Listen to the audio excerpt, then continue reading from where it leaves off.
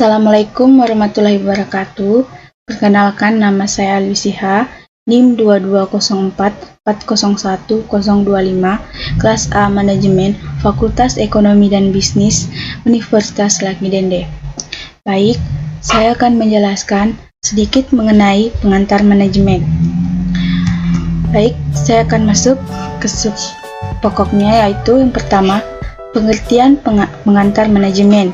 Pengantar manajemen adalah proses perencanaan, pengorganisasian, kepemimpinan, dan pengawasan dari seorang anggota perusahaan atau organisasi dengan menggunakan sumber daya yang dimiliki untuk mencapai suatu tujuan.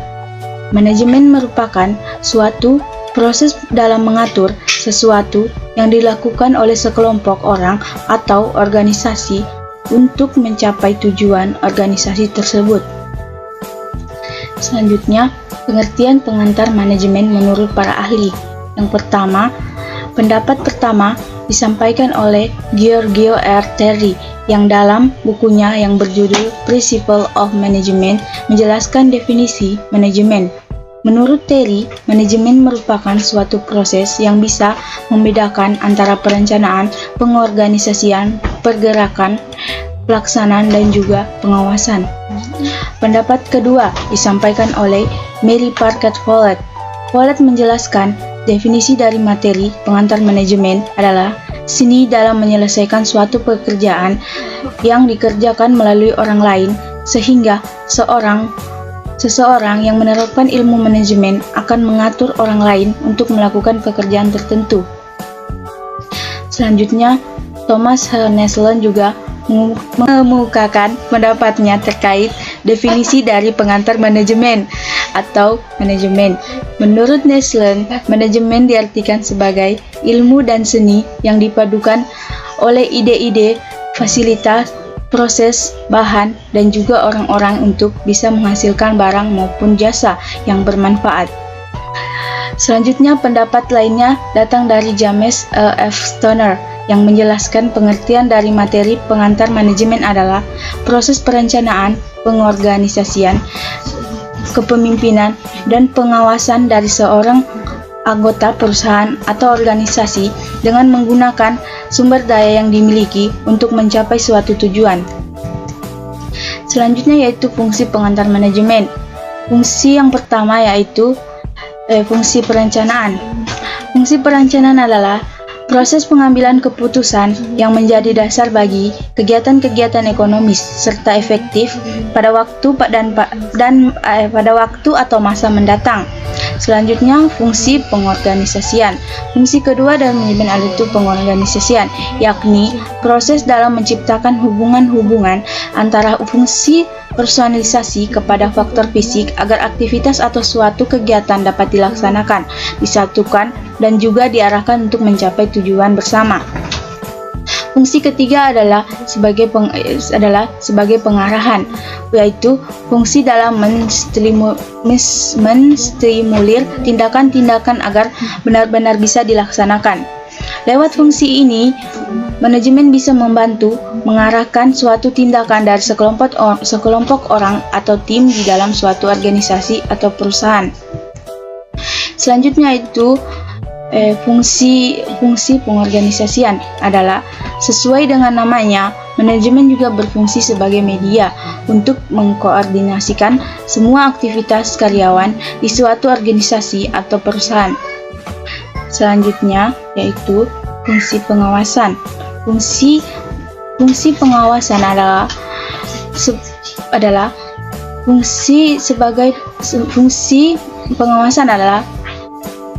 fungsi berakhir dari manajemen atau pengantar manajemen adalah sebagai pengawasan. Manajemen ternyata juga memiliki fungsi untuk mengawasi jalannya kegiatan di suatu organisasi yang dilakukan oleh tim karyawan di dalamnya.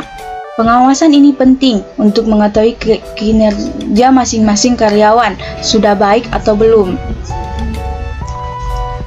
Selanjutnya yaitu unsur-unsur manajemen.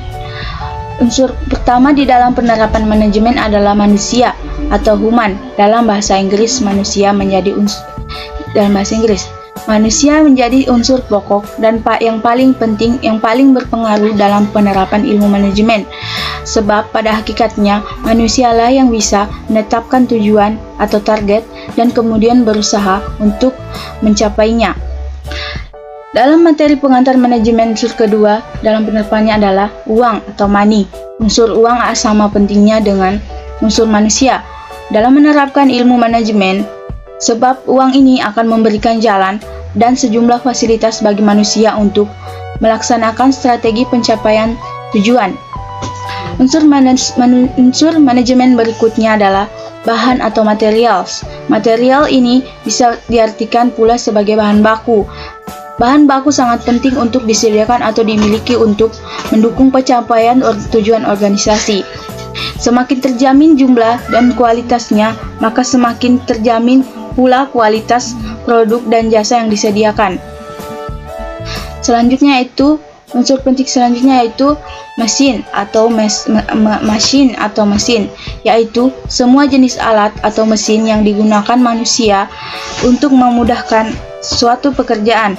Pekerjaan tertentu yang sudah diatur dalam perencanaan manajemen biasanya tidak bisa dilakukan secara manual. Unsur selanjutnya dalam pelaksanaan materi pengantar manajemen adalah metode atau metode. Metode merupakan suatu teknik atau strategi dan cara yang perlu ditempuh untuk membantu mengkoordinasikan semua sumber daya di dalam suatu organisasi. Unsur terpenting terakhir di dalam ilmu manajemen adalah pasar atau market. Pasar menjadi tempat di mana barang dan jasa yang disediakan oleh perusahaan melalui proses yang panjang mendapatkan pembeli.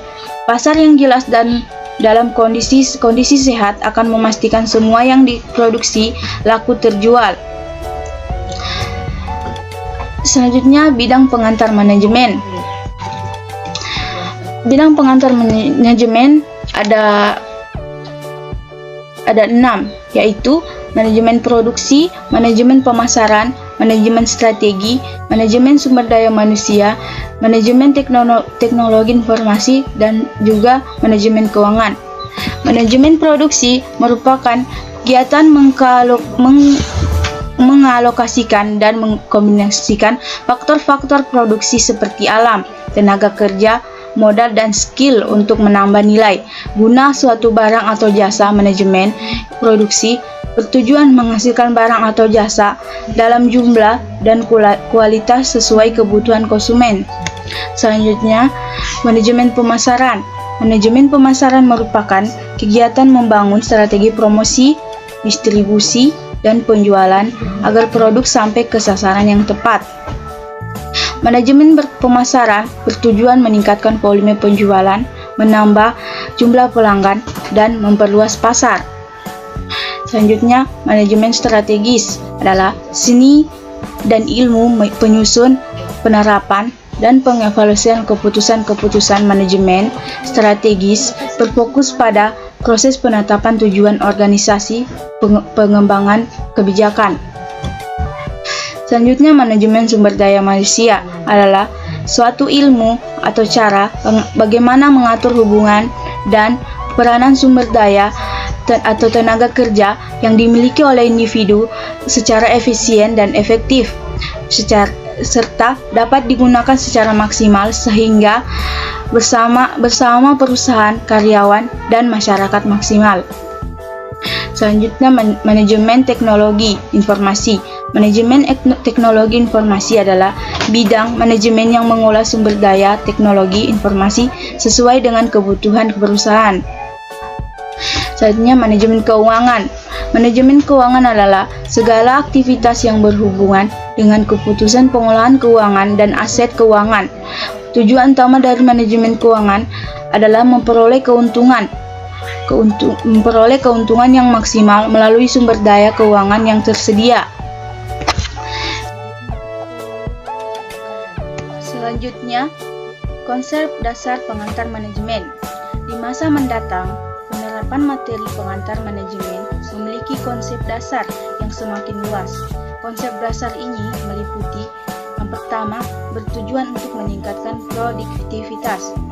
Sebab, dengan menerapkan ilmu manajemen dengan baik dan dipatuhi pengaturannya oleh tim di dalam organisasi, maka masing-masing anggota tim ini akan bisa lebih produktif dan mampu memberikan sumbangsi besar kepada masa depan organisasi tempatnya bernaung.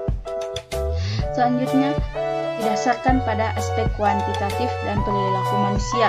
Artinya, di masa mendatang penerapan ilmu manajemen akan sangat dipengaruhi oleh aspek kuantitatif. Aspek kuantitatif ini berhubungan dengan dampak suatu kejadian atau aktivitas yang kemudian diukur dengan nilai mata uang, misalnya rupiah. Selanjutnya, menghadapi berbagai isu, misalnya isu inflasi dan kelangkaan sumber daya manusia, berhubungan karyawan dengan manajemen, dan isu lainnya. Hal isu ini sekaligus menjadi tantangan bagi tim manajemen suatu perusahaan untuk bisa diatasi dengan bijak, sehingga tujuan perusahaan bisa tetap dicapai. Selanjutnya, diprediksi akan menghadapi masalah dari sektor industri, sehingga suatu organisasi atau perusahaan memerlukan sistem yang mendukung untuk mendapatkan informasi sebanyak mungkin, sehingga bisa mengetahui tantangan tersebut sejak awal dan menyusun strategi yang tepat untuk menghadapinya. Baik, itu saja tadi pemaparan saya mengenai materi pengantar manajemen. Ada kurang dan lebihnya mohon dimaafkan. Wabillahi taufiq wal hidayah. Wassalamualaikum warahmatullahi wabarakatuh.